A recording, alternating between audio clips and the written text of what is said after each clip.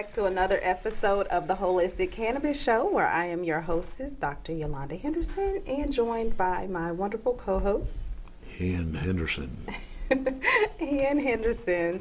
All right, y'all, we're going to make a quick show today, but we're going to talk about a lot of great information. First of all, we want to shout out all of our happy birthdays. Everyone who have a birthday this month, we want to shout out happy birthday. All right, Mr. Henderson, who's that? Jared, my cousin Jared Ballard. His birthday is today. Happy birthday, cousin. Happy birthday. All right, and Victoria Handy. Happy birthday. Happy birthday, girlie. That's my niece. All right. All right, so all the June birthdays, we want to applaud you. Also, there's another friend, Mrs. I can't remember her name, but Mrs. Jamal. Yes. All right, so we have a World CBD Awards Day coming up. So if you all want to join, this is supposed to be in Spain, y'all. So we're excited about that. If you can make it out, we're going to be in Spain, hopefully, next month for the World CBD Convention, or the Convention Cannabis Awards. All right, so we have a wonderful episode. Topic today is cannabis legalization plus Roe Vs Wade. All right, so we're going to be talking about what's the correlation between the two. All right, so is there a big difference between the Roe Vs Wade being drawn back because it was based upon the lies, according to Roe versus Wade, or was it, the cannabis legalization that made it illegal or prohibited in the past for those different lies and things, and also the racial disparities between the two. All right, so we have some information. We want you to sit back, relax. We have a short video, and we want you all to see what's going on with cannabis. But first of all, Mr. Henderson wants to tell you all the outlets to watch the show, if there's a replay, and how you all could share the show and help us in getting the show aired and viewed with all of our peers who do not know about how cannabis has been and was prohibited and the history behind it. All right, Mr. Henderson. All right, first you're going to go to your login, to your computer, statusnetwork.net in the search browser. All right, then you're going to download the Status Network app.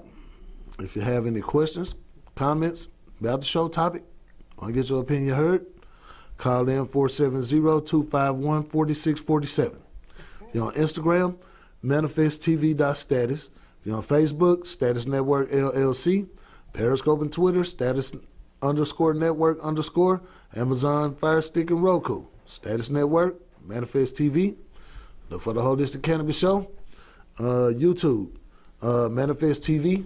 Look for the Holistic Cannabis Show. There you go. All right, so we have this quick video we're going to share about the history and Roe versus Wade right after this. Versus Wade is one of the most controversial decisions. It's a case, but it's also a symbol. It's the only Supreme Court case that most Americans can cite by name. In a landmark ruling, the Supreme Court today legalized abortions. Roe was interesting because it did articulate the right to abortion as a fundamental right. What the court was saying there was this is on par with other sorts of fundamental rights. The right to marry, the right to procreate, the right to take care of one's children. The court split 7-2 with Justices Byron White and William Rehnquist dissenting. The 9 justices made abortion largely a private matter. January 22nd, 1973 would be an historic day. There's a certain sense in which Roe versus Wade was a bolt out of the blue. The Supreme Court had never before even vaguely suggested that restrictions on abortion were constitutionally suspect. There's nothing in the history, text of the Constitution, nor really of precedent that would support the decision. It took what was really a crime in most of the states in the United States, and in all at some point, and it turned it overnight into a constitutional right. That cannot help but be controversial.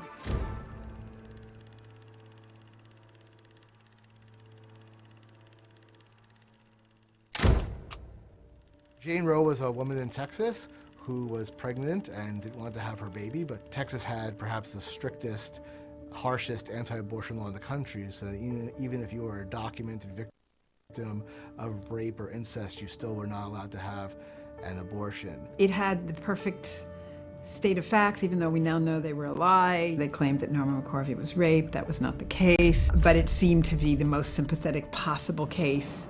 There was absolutely no evidentiary record from the trial court. The case had been disposed of on summary judgment. And so all you had were a limited number of affidavits. But as far as all of the sort of questions that swirl around the public policy concerns, there was absolutely no evidentiary record. The case was put before a 3-judge panel of the Federal District Court in Dallas, and there was a unanimous decision to strike down the Texas law.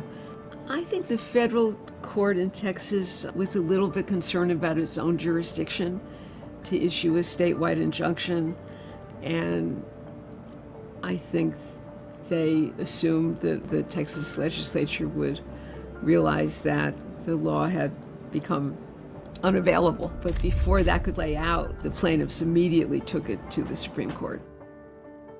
The narrow question that the court accepted cert on was whether or not you could access federal courts to make a federal constitutional claim while being subjected to criminal prosecution. In other words, when a doctor had been accused of performing an illegal abortion, could they go into federal courts and claim, well, I had a federal constitutional right to provide these services to this woman? Roe was argued twice before the Supreme Court.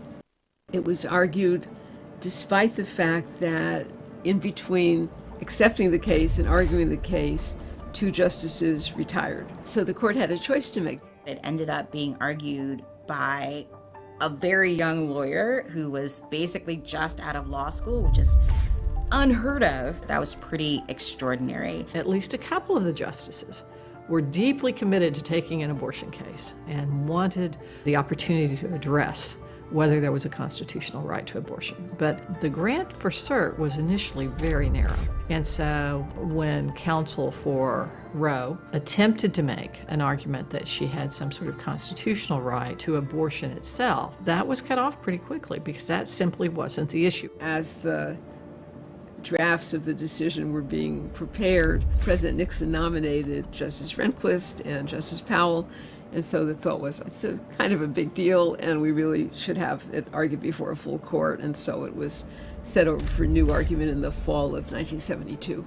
Because of the 2 arguments, it strung out over a long time because you had 2 complete Supreme Court arguments, 2 complete sittings. People talk about Roe against Wade as if it was something unique that dropped from the sky, dropped from the Supreme Court. But actually, Roe was just the case that happened to get there first. But the lower courts were split. The split wasn't so much about whether the woman had a right to make decisions regarding abortion, but whether that right could be restricted because what was at stake was the life. All right, so y'all can go and watch the rest of that on YouTube. That is the Roe Vs Wade on YouTube.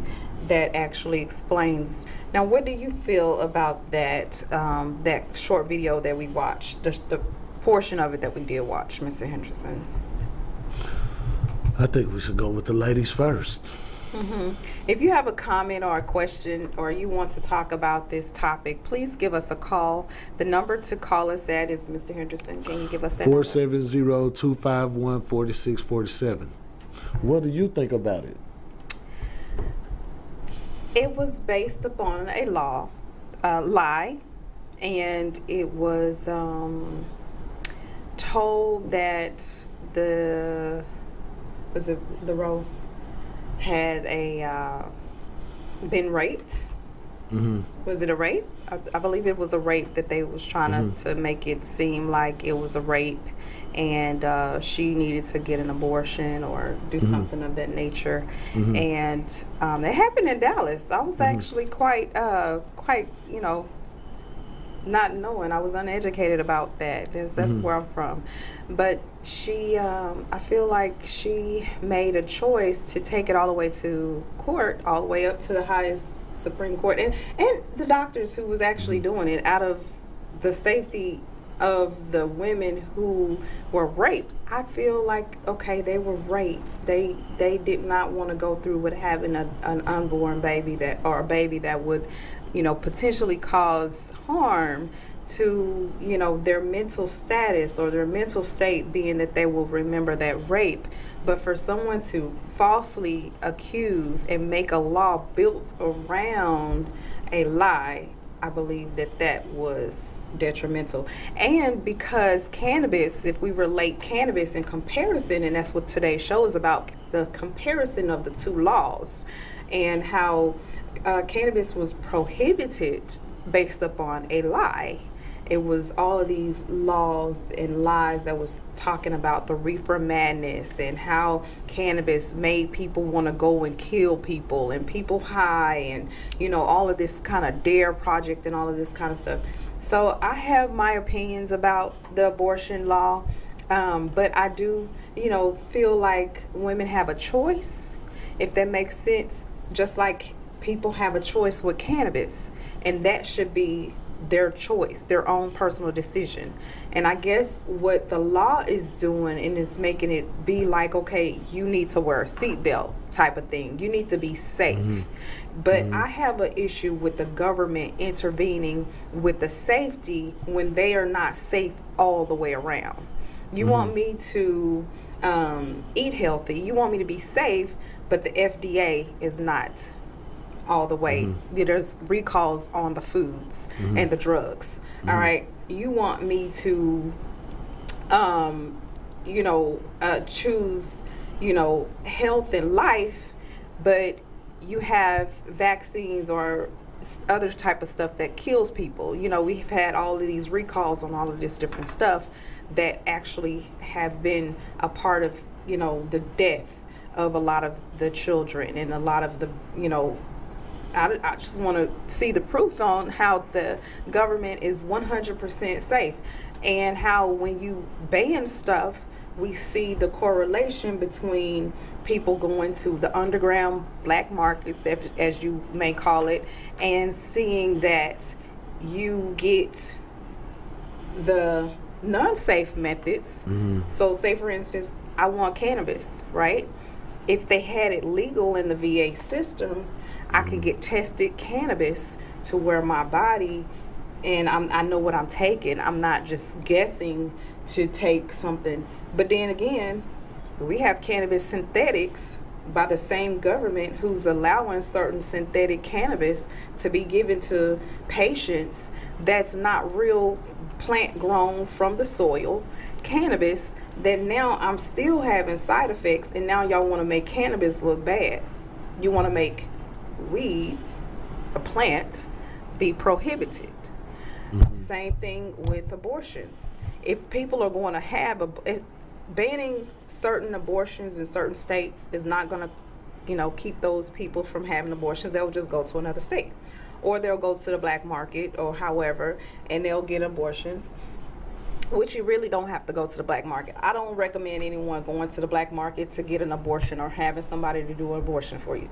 Especially when we have Plan B, we have IUDs that you can get, we have shots, we have contraceptives like spermicides. We have all of these different ways that we can actually not get pregnant, right, ladies? And so why would there even be a fight about that when we have bigger issues to fight about? Where is the distractions that we're getting from this? If ain't nobody else seeing the distraction here with this, I'm going to point it out, because nobody is really looking at what's going on in the government right now. We're in full-fledged almost war. Russia find out. Hey, I can go on and on for days. Y'all don't want my opinion on this. That's just what I had some other things going on with me. But Mr. Henderson, if anybody want to call in and talk about this, you have the number 470-251-4647 and give us your opinion. I want to hear from you, Mr. Henderson. What you got to say? What I think about it? Yep. Abortion was illegal, and then it was legal. Cannabis was legal. Was legal. And then it was illegal. And it was illegal. I think that the argument for or against abortion depends on the individual that is, wanting to deal with the issue. Do I think that abortion should be illegal? Of course. Of course I do.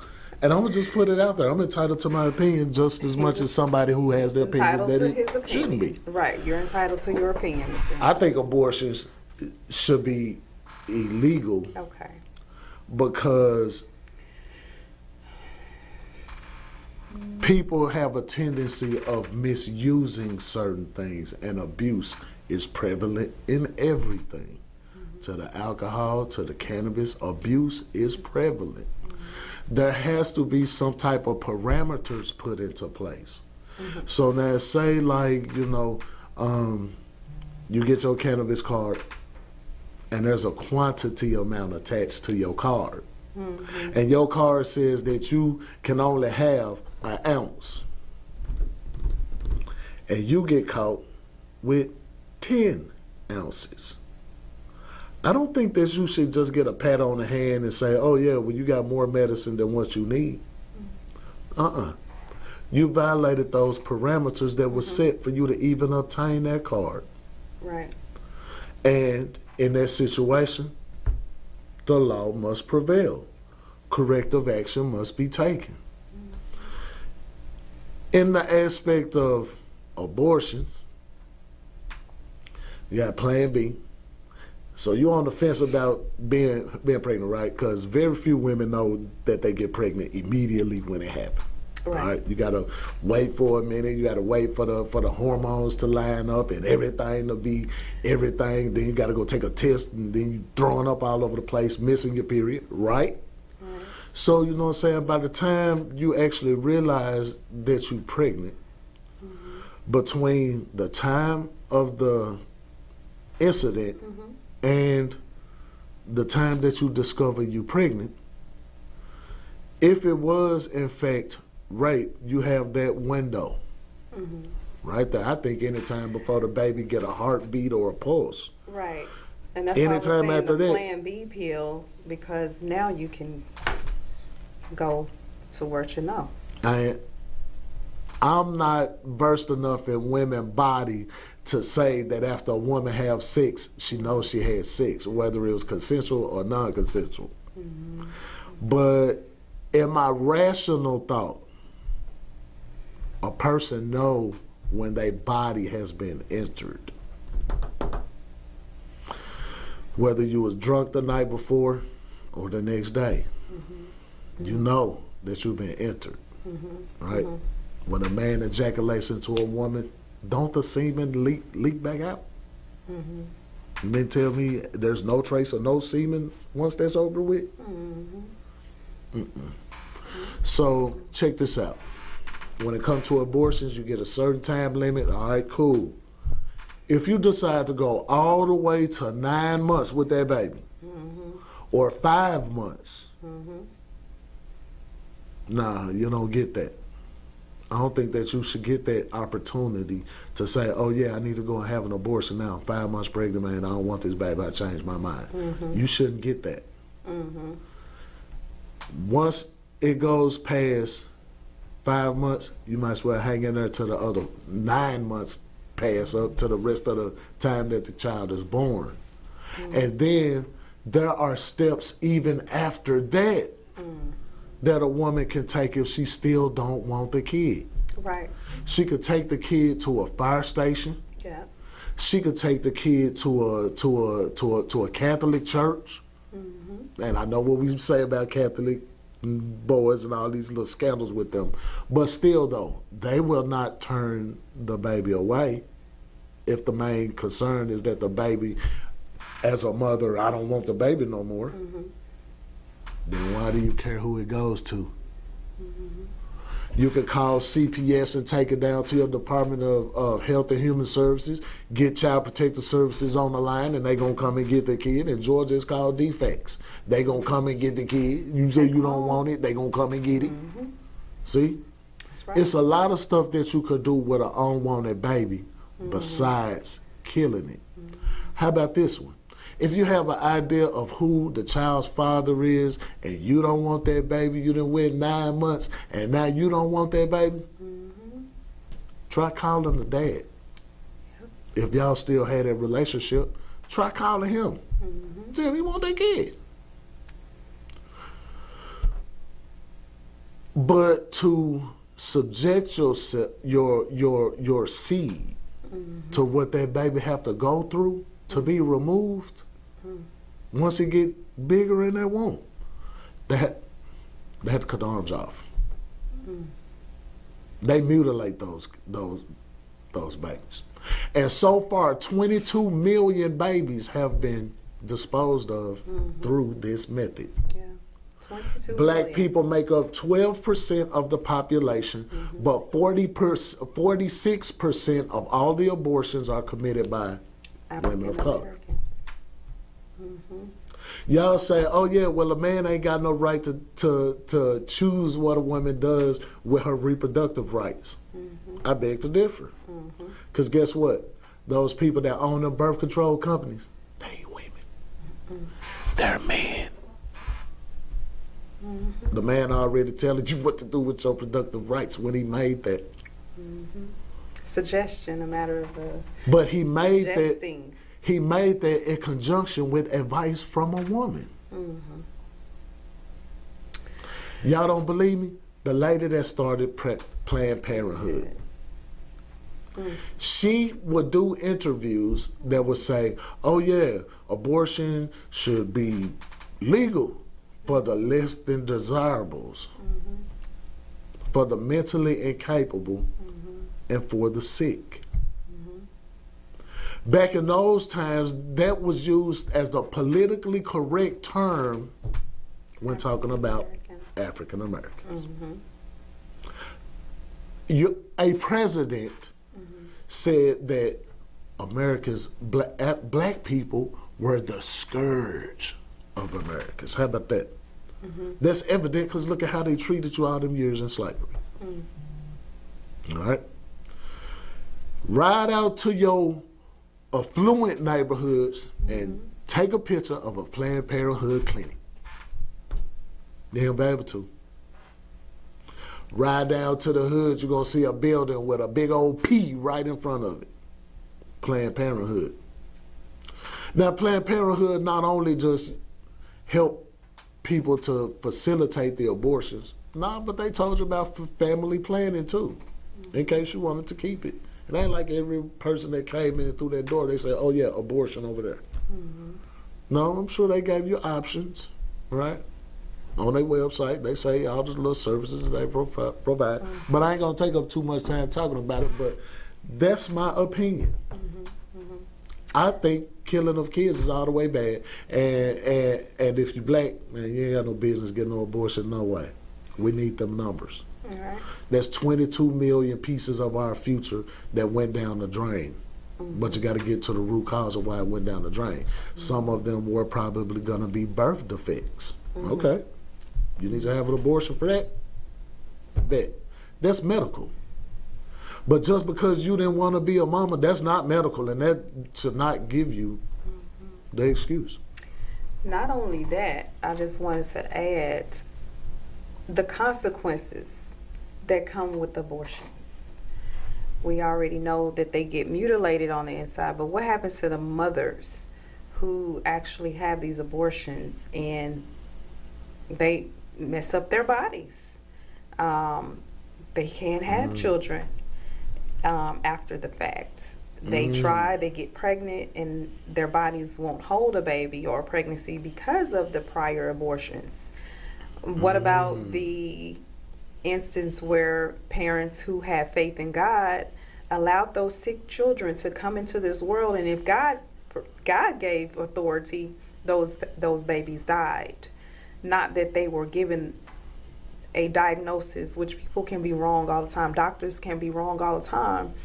And those kids come out and they were miraculously healed and was able to live a great life, or the parents gave it a chance for that child to still live, and they are still living here today because they were given a chance to thrive and to live that life that the good Lord gave them to make their hearts beat.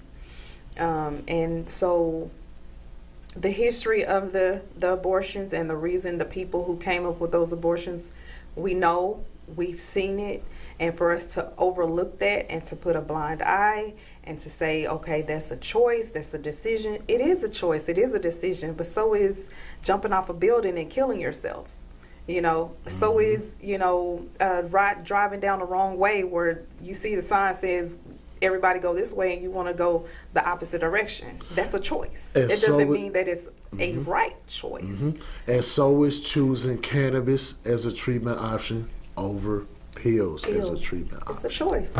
It's a choice. It's all a choice. That choice should not be pressured by the government, which the overturning of Roe Vs Wade, it says that the federal government will no longer fund these abortions. That means the federal government is saying that we'll no longer allocate any funds for abortions. Right. Instead, we're going to step back from the situation and let each individual state decide what they want to do. Much like cannabis. Much like cannabis. That's right. But if the feds remove the illegal tag on cannabis Right. and put it up to each state to decide, then I think that's where we're going to go with cannabis. That's where we should That's the same way that we're going to go with cannabis. And we have some photos of those maps to compare the two and see where abortions are illegal or should be illegal versus where cannabis should be illegal. If we can get those pulled up real quick. All right. And it's just almost a similarity. Yeah, there's a similarity. So this is where abortions are banned.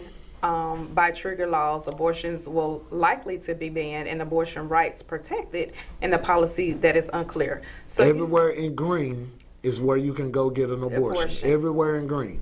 Right, and with the that's almost where cannabis is legal. Everywhere is green, cannabis is legal. Look at that blue versus that green over here, or the blue here versus the green on the other one, where weed is legal. You see those states that are wanting to be in control. You know what I'm saying? I'm starting to see that this is like a control issue. Thanks for showing that comparison. California, you can see California right there is legalizing cannabis and also will legalize you to be able to get your abortions. Over here where Texas, Arkansas, Georgia, all of these states where cannabis is not even thought about, you know, and it's almost like, okay, well, look at Texas down there. Yeah. So y'all seen it here. We have a quick video on the history of the prohibition of cannabis and where that derived from. Right after this, we'll get ready to show you that quick clip. Weird orgies, wild parties, marijuana. That is cray.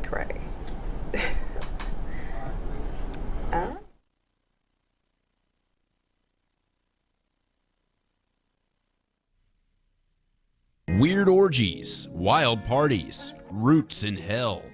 How did marijuana get such a bad rap? The answer is simple. Racism. As early as the 1800s, there were no federal restrictions on the sale or possession of cannabis in the U.S. Hemp fiber from the plant was used to make clothes, paper, and rope. Sometimes it was used medicinally, but as a recreational drug, it wasn't that widespread.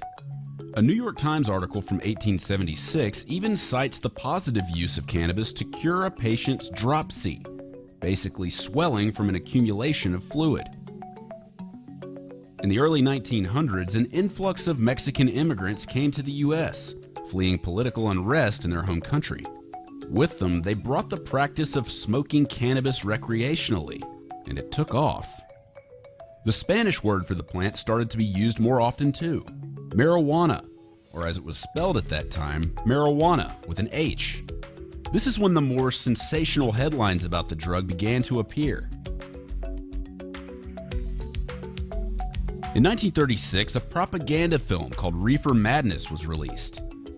In the movie, teenagers smoke weed for the first time, and this leads to a series of horrific events involving hallucination, attempted rape, and murder. Much of the media portrayed it as a gateway drug. Marijuana, a powerful excitant, produces unpredictable emotional results. But its greatest danger lies in the fact that it is a stepping stone to the harder drugs, such as morphine and heroin. The following year, in 1937, the Marijuana Tax Act was passed. Cannabis sales were now taxed. Part of the reason this act was passed was because of all the fear-mongering going on at the time.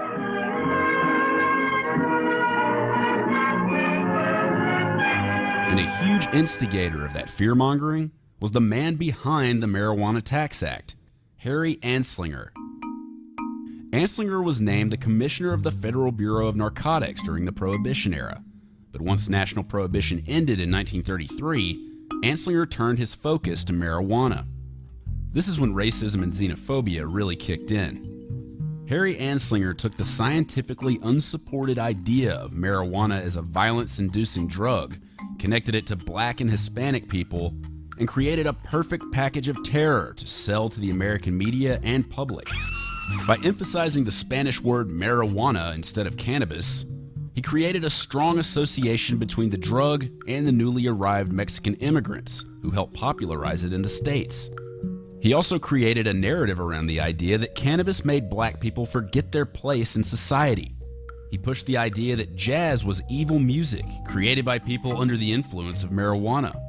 But these racist ideas didn't just influence the media's portrayal or the public's perception of the drug. The discrimination they encouraged was evident in real numbers. In the first full year after the Marijuana Tax Act was passed, black people were about 3 times more likely to be arrested for violating narcotic drug laws than whites, and Mexicans were nearly 9 times more likely to be arrested for the same charge. By 1952, the Boggs Act was passed. This made sentencing for drug convictions mandatory. A first offense for possession could land you 2 to 5 years in prison and a fine up to $2,000. Through the 1960s and 70s, weed smoking took on a new perception through the counterculture movement. Young white people resisted mainstream culture and powerful institutions. This was the era of hippies, beatniks, and flower power. But despite all the peace and love, laws continued to emphasize the severity of the drug. The Controlled Substances Act of 1970, passed under President Nixon, Public enemy number one. repealed the Marijuana Tax Act and instead made cannabis a Schedule I drug, the most serious class. Schedule I drugs are considered to have a high potential for abuse and addiction with no medical use. Other examples of Schedule I drugs are heroin, LSD, and ecstasy. Classifying cannabis as a Schedule I drug has been highly debated since then. And marijuana is not a Schedule I any more than a hedgehog is an apex predator. But to this day, it remains in that category, and criminalization still disproportionately affects minority groups in the U.S. The ACLU reported that in 2010, black people were 4 times more likely to be arrested for marijuana than white people, even though both groups consume marijuana at about the same rate. Some states have taken action to reduce this type of criminalization. 9 states and Washington, D.C. have legalized the recreational use of cannabis, and 29 states allow some form of medical marijuana. San Francisco recently dropped thousands of marijuana-related convictions, and Seattle plans to do the same. But this doesn't change the federal restrictions, and Attorney General Jeff Sessions seems hell-bent on enforcing those federal rules. Good people don't smoke marijuana. Kansas State Representative Stephen Alford made a case against legalizing cannabis by referring to the racist rhetoric of the Anslinger era. What you really need to do is go back in the 30s, the African Americans, they were basically users, and they basically responded the worst to all those drugs just because their character makeup, their genetics. And we're still seeing a lot of anti-immigrant sentiment. They're bringing drugs, they're bringing crime, they're rapists. So while some things have changed on the state level, some politicians are sticking with the fear-mongering and racism playbook. even though Pew Research polls show that 61% of Americans now approve of nationwide legalization, up from 16% about 30 years ago. Popular opinion suggests it's high time to reconsider federal laws.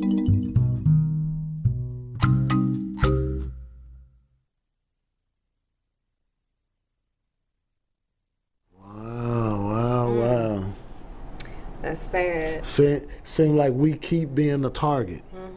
If it ain't Americans. If it ain't Margaret Sanger targeting, it was Harry Anslinger targeting. Anslinger, that's And right. then, not to mention, the more current people that the video was just showing targeting.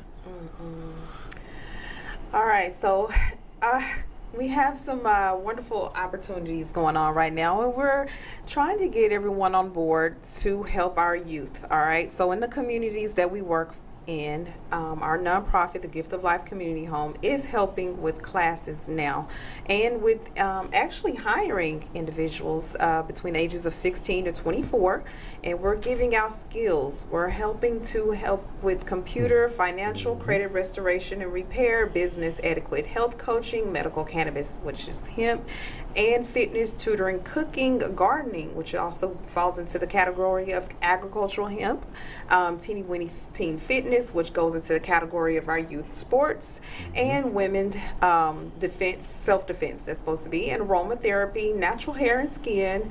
Then we have food allergies and your first-time home buyers, which goes with credit repair, because a lot of people cannot get a home because of those 3 scores. All right, and so we want you to join us as a member, and as a member, this is what happens. You get Joy's Pottery, and we can go to that.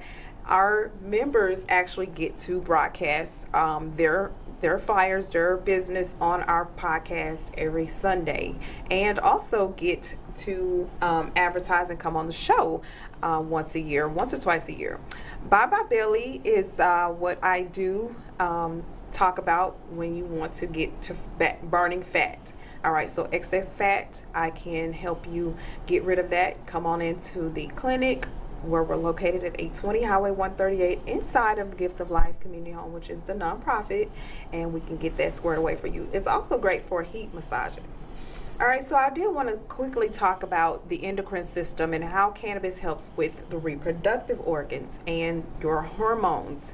It also makes you able to regulate those hormones so that you are able to be functionable, have a better attitude. It also helps with making and having that drive for sexual activities, and making the hormones in the brain, in the pituitary, and the other hormones related to sex more probable to be able to make children. So if you have been going through some situations with being able to have children, try regulating with cannabis. All right, so in other news, we have some great topics.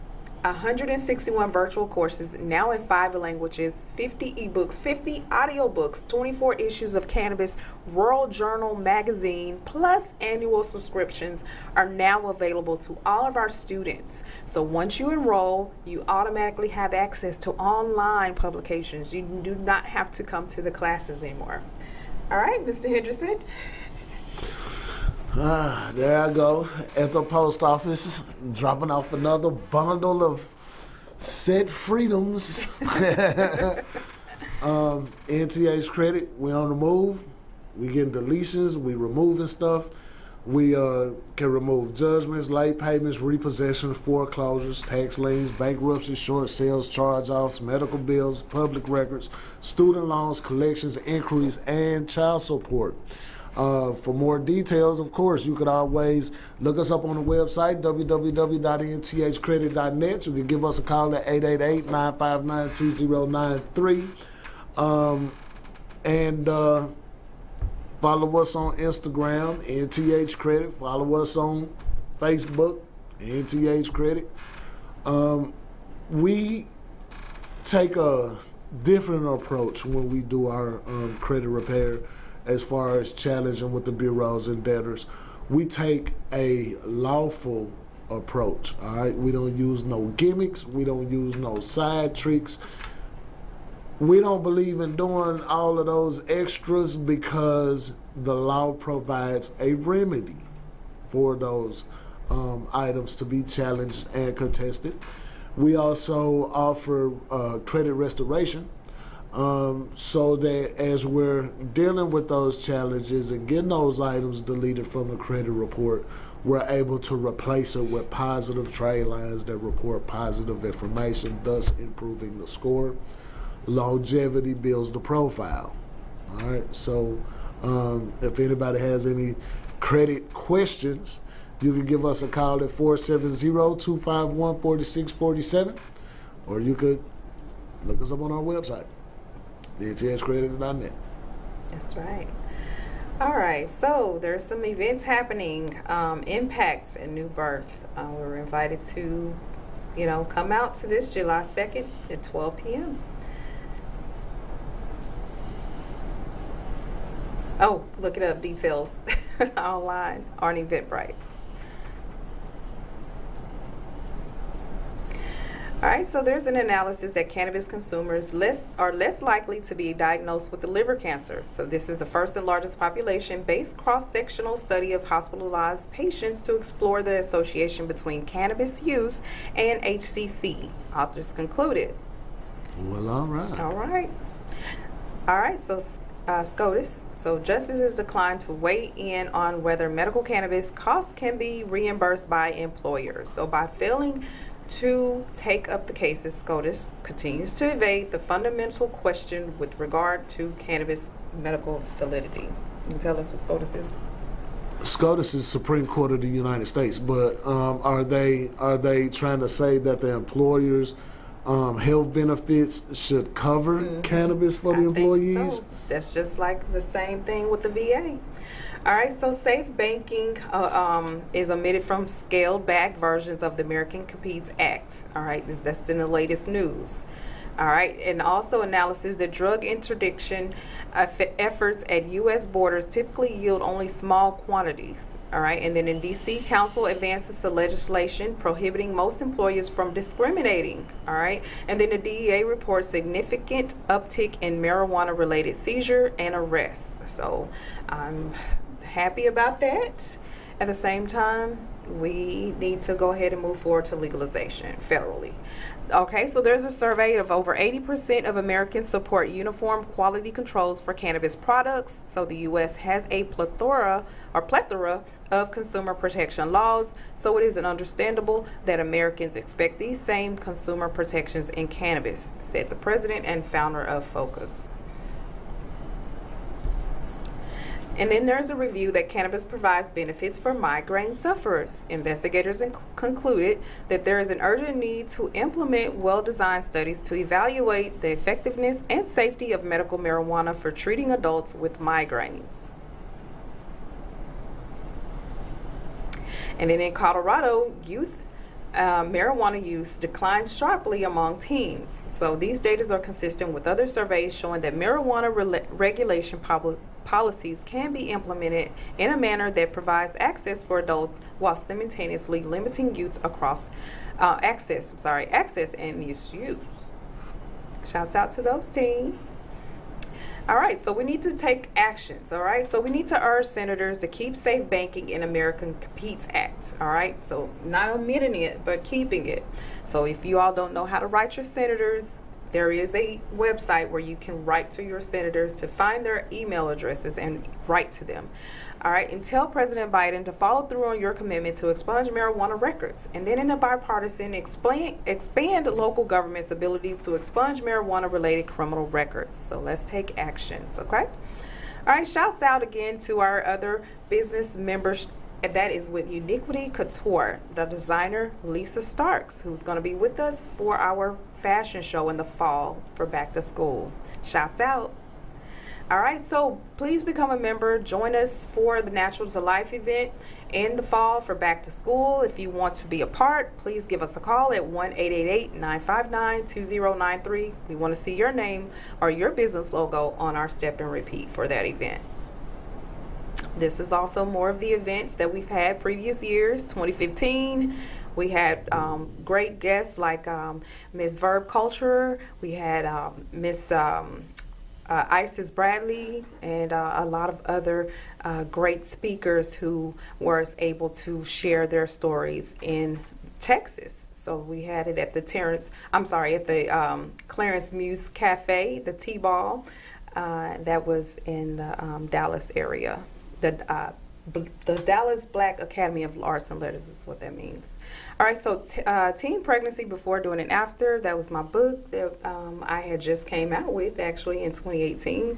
So this was a schedule of events. We're trying to do it the same way that we did it before. So if you're interested in getting a ad in our booklets that we will give out, please give us a call. Again, 404-631-6360 or 1-888-959-2093.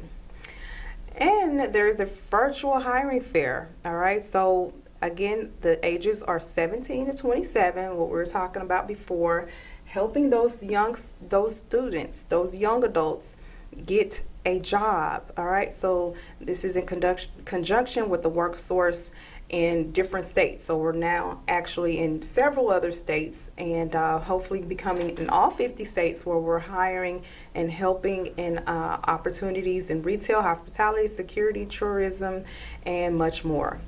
All right. So I am looking to book wellness scans. So if you are needing to save money or to get a deeper look into your situation without having all of the side effects, you can get a scan in 5 minutes, and it will tell you all of your deficiencies in order to help your body to be in a state of healing, and that will, help you and help educate others as well in your family. So if you become a member, you also get 5 free scans a month, and that will include 5 people who you want to get a scan. If you have a business, that would include your business, people in your business, say for instance your employees or anybody that want to get a scan. Mm-hmm. All right, Mr. Henderson. Again, we want to say and send our condolences to those who passed. We did go to a funeral this past Friday, and Miss Eloise, we want to send the family condolences. We're going to miss you. She was a wonderful lady and very active in the community when she could be, and we just wish there was more time. We hate to say goodbye to our loved ones. Also, to a very special person in Georgia, Mr. Tom McCain from Peachtree Normal. The last time we were together, he was standing up, and he was telling me about his health conditions. We didn't get a chance to get the scans like I wish we would have, but we're sending prayers to Ms. Barbara. We know that Tom did great work here in Georgia advocating for cannabis for years. He was the director of the Peachtree Normal, and he did some great things. There's too much to even talk about and to name it. So we're looking forward to working to continue the fight that he left off in here in Georgia, and try to get cannabis legalized here in Georgia. That's what he would have wanted. That's his wish for Georgia, and we're going to continue to fight in his name and honor. So thank you again, Mr. Tom McCain and family. We want to say thank you for all of our viewers today for watching the show, and we wish to see you next week, same time and place. Y'all stay on the lookout, man. Get it together.